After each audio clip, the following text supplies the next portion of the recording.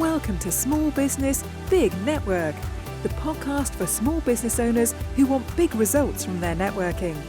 I'm Liz Drury, a freelance voiceover artist who knows that if you're not working, then networking could help. Trevor Merriden is the founder of Merriborn Media, a company which develops high-quality content and engaged networks for its clients. When Trevor started out with networking, it was all about what he could get out of it, but now it's very much more about what he can give. Thank you very much for being my podcast guest today, Trevor. It's an absolute pleasure to be here, Liz. Now, you're the founder of Merriborn Media, which we'll have a chat about in a minute, but you've had quite an interesting career path. Tell me what your journey has been. I believe you started out at the Bank of England? Yeah, I wish I could say it was sort of hugely part of some huge grand design, but it kind of came through a series of iterations of realising that I was good at some things but not at others. And it started off at the bank where I was actually an economist. So I was what's called a sort of econometrician, which is like a mathematical economist. So before I was ever a words nerd, later on in journalism, I was a numbers nerd.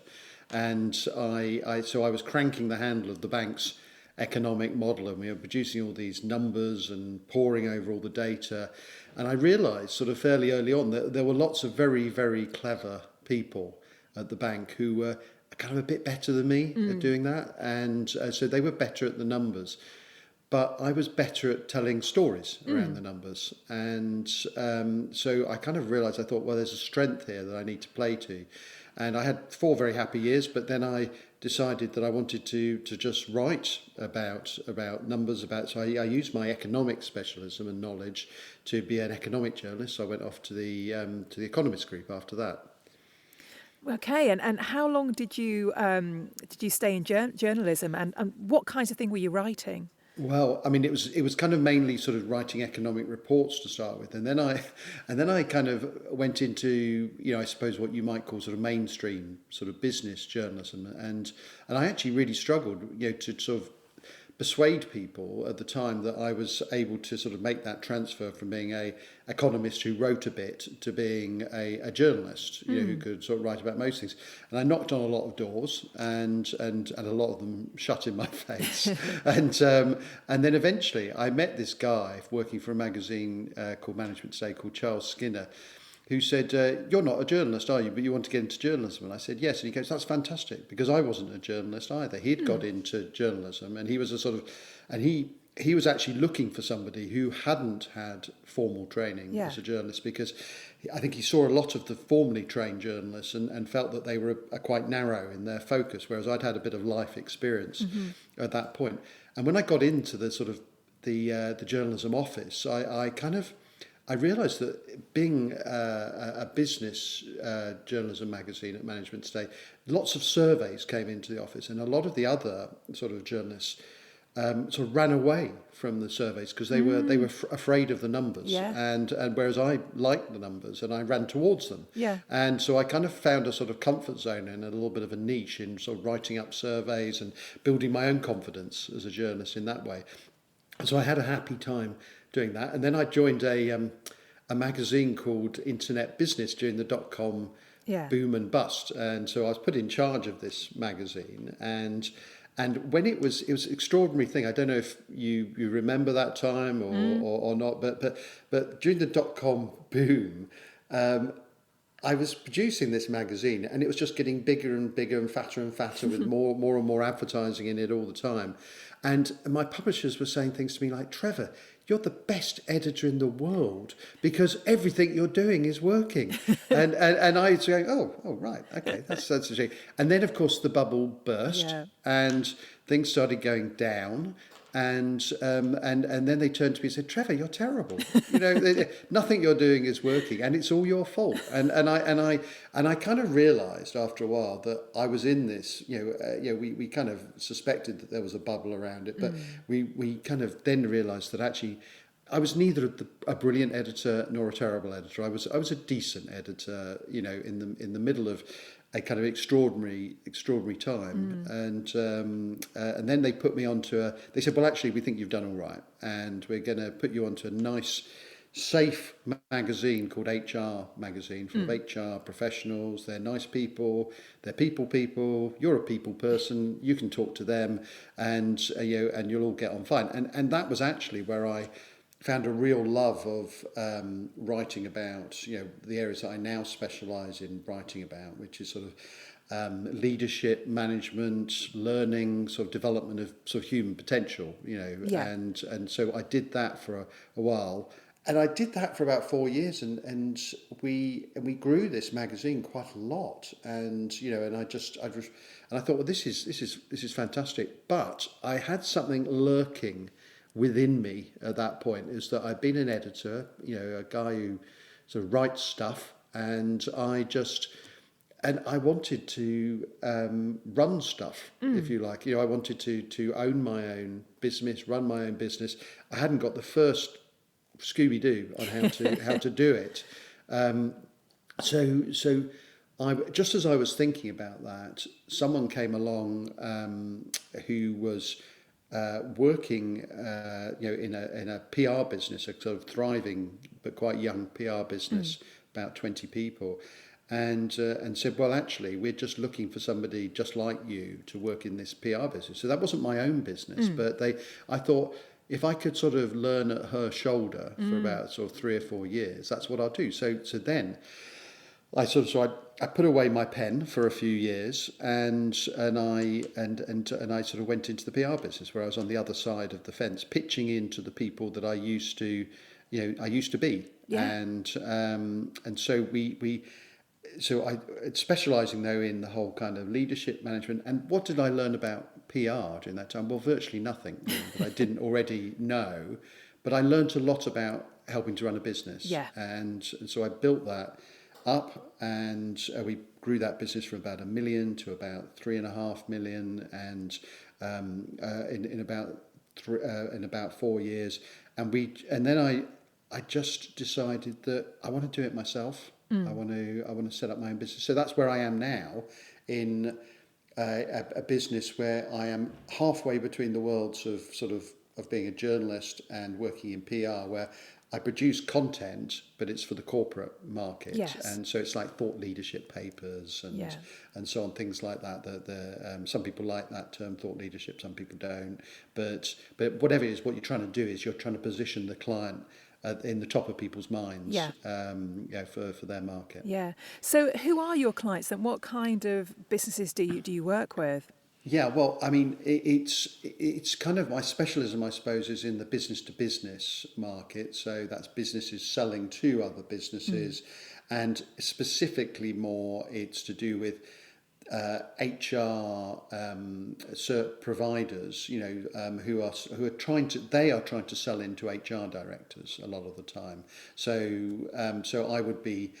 You could be talking about anything that affects the world of an employee. So you could be talking about people developing onboarding programs, or you could be talking about recruiters, or you could be talking about people who help to develop people's careers while they're in a business, or you could be talking about outplacement businesses when you don't want the people anymore.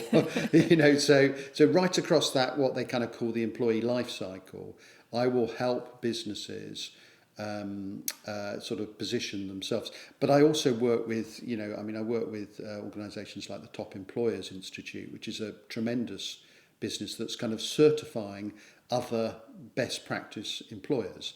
And so you get to see and write about all these fantastic best practices that are going on in some companies, because despite what you may read, the horror stories of bad employment practices, there are a lot of people who are trying their very best to do the right thing by their employees a lot of the time. Some manage it better than others, but most are trying to do the right thing. So I kind of try and write about those things for that client, for example, and then I've got a whole bunch of other clients who will be working in that kind of space, that in some way they're providing a service to another business. So what kind of content and materials are you producing for your clients? Where is it going? Well, what I do is, my specialism, I suppose, in particular, is around this thing that we call thought leadership papers, position papers, where you are taking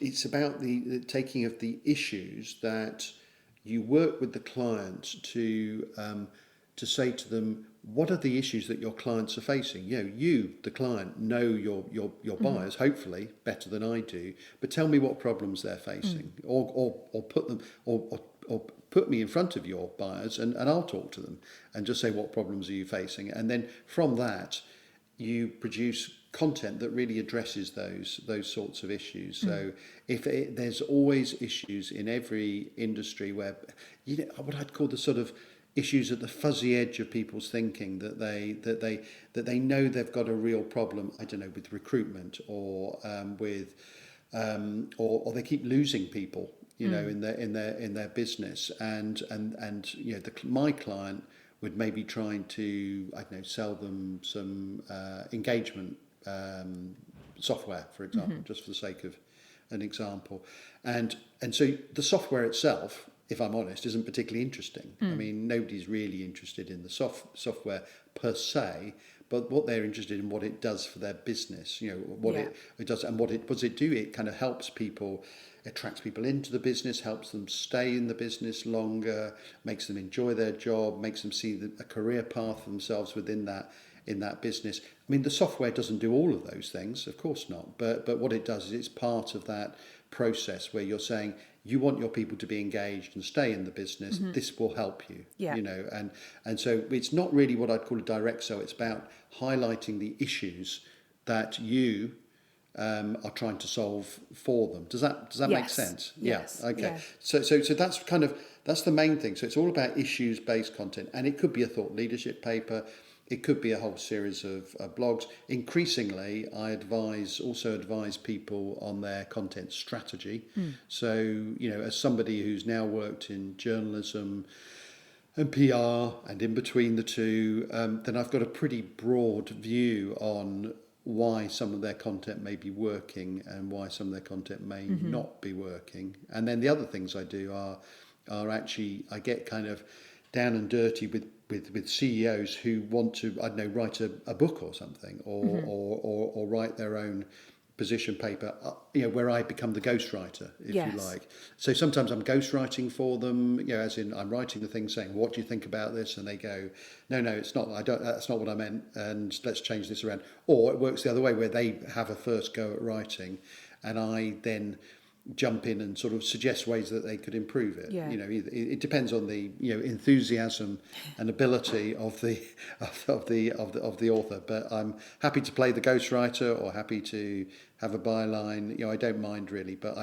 my passion really about it is that people in business, they have a lot of them are very knowledgeable about what they're doing, but they really struggle to get the content out of themselves. And so what am I doing for them? I suppose I'm helping them kind of express themselves, usually through words, and just helping them along so that they can feel more confident in their content. Confidence is a big thing for me, because I also, I just as a separate thing, I sort of mentor other entrepreneurs. Now I've been doing this for a while, and for me, the mindset and confidence is becoming an increasingly fascinating area, whether you're talking about helping them with their content or actually helping an entrepreneur get started as a business person.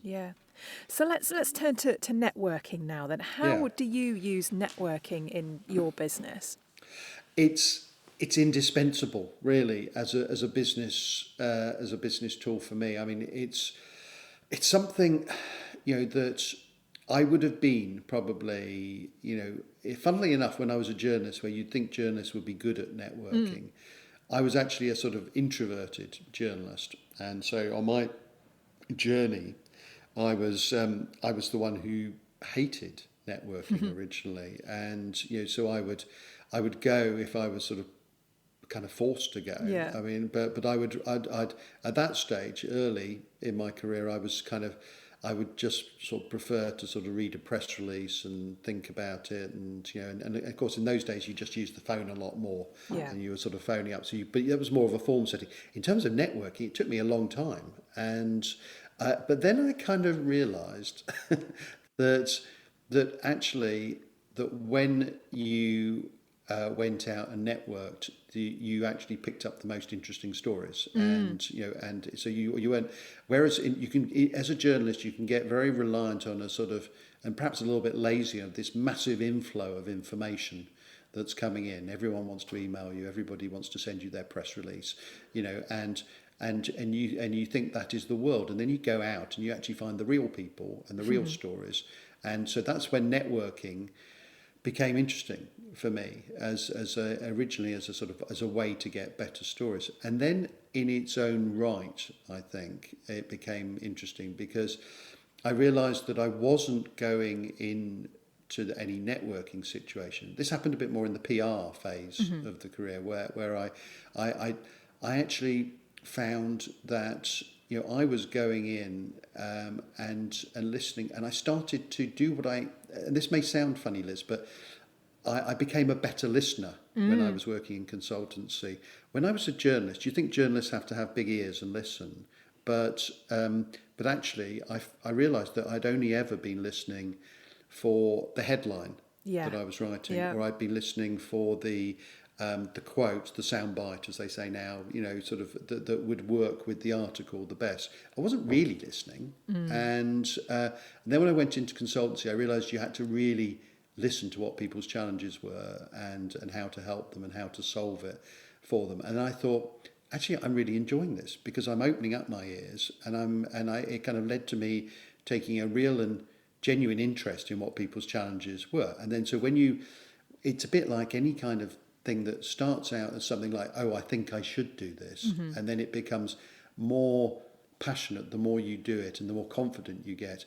And now I don't, and also the transfer of what networking meant to me, it started out as what can I get out of this, and then it became, I'm sure this is a familiar theme for you, Liz, that what it used to be, what can I get out of this, and now it's more like, what can I give, how can I help people, and because at the end of the day, there's a bit of an enlightened self-interest because you tend to be helped by people who you have helped, but I just found that I got genuine enjoyment out of doing that. So networking became a pleasure, for me. And then move forward to this business, because it was a pleasure, and I'd built up people across journalism and a network of people across journalism and PR. It's been my indispensable source of revenue, if you like. If I look down my sheet of people who I work with, a lot of it is repeat business from people that I've been working with for years, and that's very gratifying. That people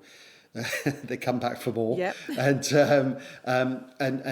or if it's new people, then very often it's through a recommendation from the first bunch of people. And so the network is absolutely indispensable. And when I think about LinkedIn, for me, I mean, it's different for everyone really, but for me, LinkedIn is my way of doing it. I just go onto LinkedIn, I just get chatty on LinkedIn. And so I don't necessarily follow everybody's posts or make sure I like 50 posts before breakfast or something. But I genuinely, if I see something I'm really interested in, I'll like it, I'll comment on it. But a lot of the time I'm just chatting to people in a sort of ad hoc kind of way, or so on. That's the social media. But then getting out, it's been more difficult, obviously during the pandemic. I was probably a little bit slow in getting back to the network kind of real person face-to-face thing. But I'm starting to move back up with that now, because I'm starting to see more real conferences sort of happening, or in hybrid form. So it's a very long answer to your question. Sorry. No, that's all great. So you mentioned earlier that you do some coaching and mentoring for other entrepreneurs. Is networking something that you recommend to them? Yes, because I think that they probably underestimate.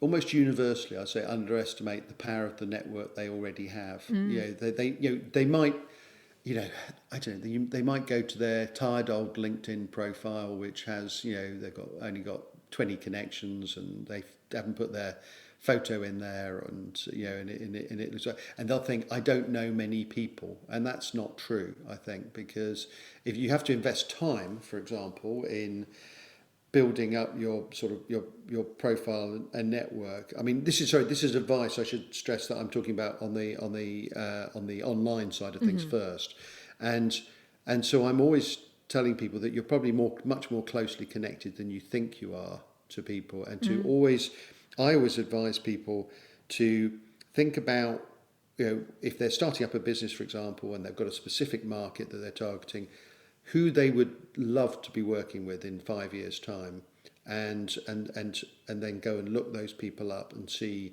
whether they're closely connected with those people or not, and then work backwards. If if these people are like your third or distant cousin sort of sort of level of sort of relationship, then yes, obviously you're not going to reach them tomorrow. But what you tell them is you realise you do know somebody who knows them, or know that someone who knows someone who knows them. And step by step, you think about what am I looking for, in the longer term, and what can I achieve in the short term, and how can I bridge that gap, if you like. And in terms of getting the kind of work that you want and building that network, it is a long-term strategic thing which I find fascinating, and I try and convey my enthusiasm for it to other people. And I think the same is true in the offline world, where it's not about climbing some sort of greasy networking pole. It's actually going out, meeting people, genuinely being interested in them, trying to help them, being interested in who they know, and then just building outwards from there. So I kind of put it across as a sort of, there's a value in it, of course there is, but there's also a joy in it. And if you approach something with a sense of joy as to what you can give rather than what you can get, then actually it becomes very easy, I think. Yes. So finally then, Trevor, if anyone listening would like to join your network, what's the best way for people to find you and get hold of you? Okay. Well, the best way is to find me on good old LinkedIn. And it's Trevor Merriden, so it's TREVOR MERRIDEN. You'll find me on that. I'd be delighted to connect, and that's probably the best way. That's probably even better than email, but I'll give you the email if that's okay, which is trevor.merriden, same spelling, at Merriborn Media. I'll explain that in a minute. MERRIBORN media.co.uk. The Merriborn is a combination of my name and my wife's surname. When I was setting up the she's an Osborne, and when I set up the business, I had to find a way of persuading her that it was a good idea to do this, and that was part of my tactic. A very good tactic, I think. Well, thank you so much for being my guest today, Trevor, and hopefully I will keep in touch with you on LinkedIn, and who knows, maybe one day we might even meet at an in-person event. Yeah, that would be fantastic. Thank you, Liz. Thanks for listening to Small Business, Big Network. If you found this podcast useful, please do rate, review and subscribe. And don't forget to share it with the rest of your network too.